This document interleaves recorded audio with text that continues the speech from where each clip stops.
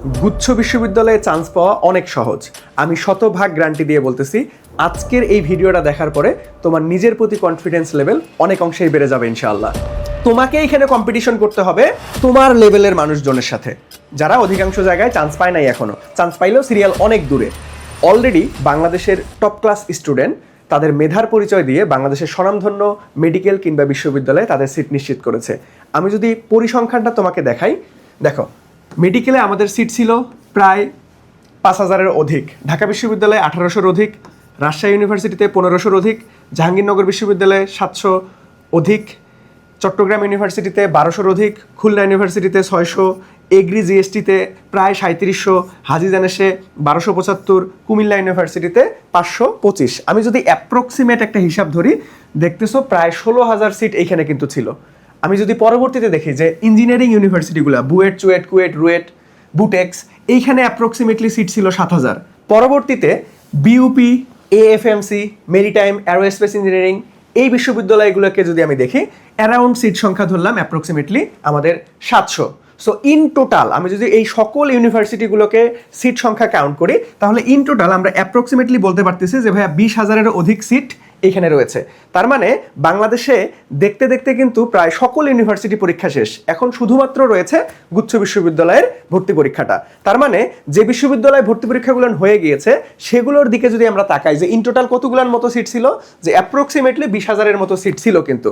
তার মানে যারা এখানে চান্স পেয়েছে, ভালো করে মাথায় এই কথাটা ঢুকায় রাখো, যারা চান্স পেয়েছে তারা তো অবশ্যই তাদের মেধার পরিচয় দিয়ে চান্স পেয়েছে।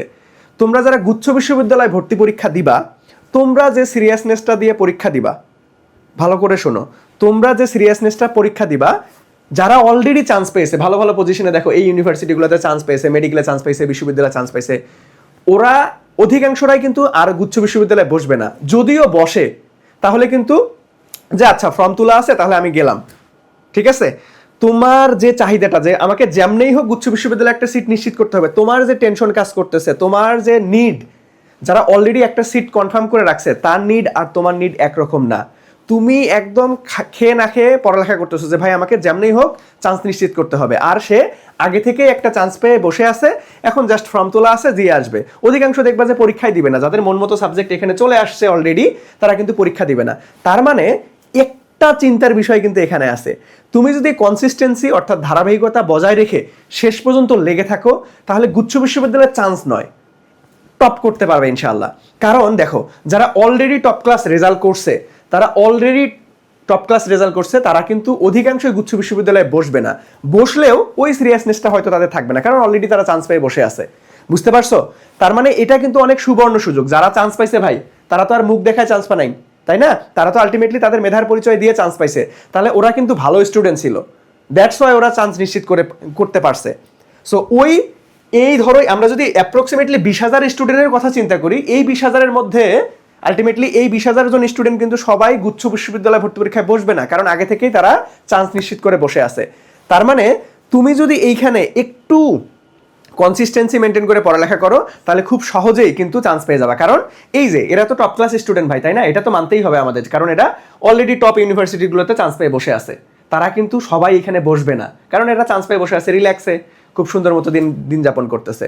তার মানে তোমার এখানে কিন্তু একটা সুবর্ণ সুযোগ আছে যে ভাইয়া এইখানে কম্পিটিশন হবে। হ্যাঁ, আমি মানতেছি যারা চান্স পায় না এই সংখ্যাটাও অনেক, কম্পিটিশন কিন্তু হবে, কিন্তু যারা অলরেডি টপ ক্লাস স্টুডেন্ট ছিল তাদের মধ্যে শতভাগ শিক্ষার্থী কিন্তু গুচ্ছ বিশ্ববিদ্যালয়ে আর বসবে না।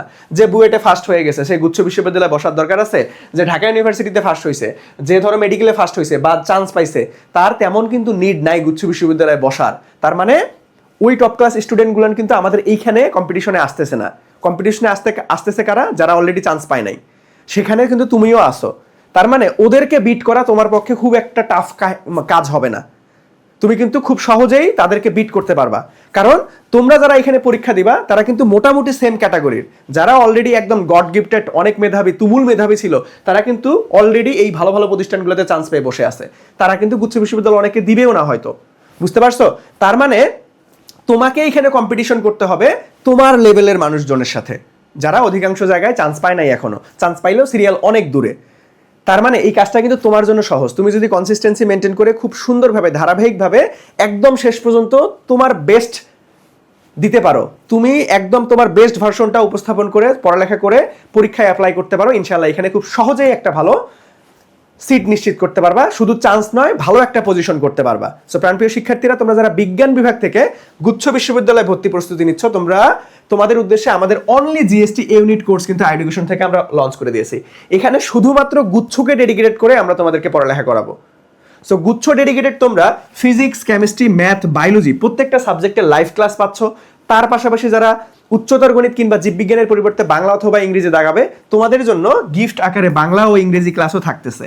এবং তোমাদের ফাউন্ডেশন ক্লিয়ার করার জন্য, বেসিক কনসেপ্ট ক্লিয়ার করার জন্য আমাদের যে ভার্সিটি এ ইউনিট ব্যাচ ছিল, সেই ব্যাচের সকল ক্লাস কিন্তু তোমরা আর্কাইভে পেয়ে যাবা।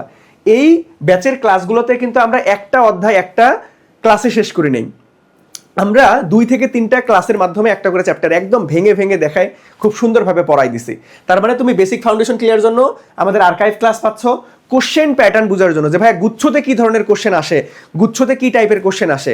গুচ্ছতে কিন্তু একটু ভিন্ন প্যাটার্ন থাকে, একটু ভিন্ন, একদম আহামরি ভিন্ন না, তবে একটু ভিন্ন প্যাটার্ন থাকে। এখানে ক্যালকুলেশন, হাতে ক্যালকুলেশনগুলো কিন্তু একটু টাফ হয়। সো এই গুচ্ছ প্রশ্ন প্যাটার্ন নিয়ে আমরা আলটিমেটলি এই সকল লাইভ ক্লাসগুলো সাজাইছি তোমাদের জন্য। খালি কি ক্লাস করলেই হবে না, তোমাদেরকে পরীক্ষা দিতে হবে বেশি বেশি করে। তো তোমাদের এই ব্যাচে তোমরা প্রত্যেকটা অধ্যায় ভিত্তিক পরীক্ষা পাবে। সো এই ব্যাচে আবার তোমরা আমাদের লেকচার শিট সহ এবং লেকচার শিট ছাড়া দুইভাবেই ভর্তি হতে পারবে। সো আমাদের লেকচার শিট সহ তোমরা মাত্র 2499 টাকায় ভর্তি হতে পারবে, লেকচার শিট বাদে মাত্র 1499 টাকায় ভর্তি হতে পারবে। সো কোর্সে ভর্তি হতে বা বিস্তারিত জানতে আমাদের এডুকেশন ফেসবুক পেজে মেসেজ করো।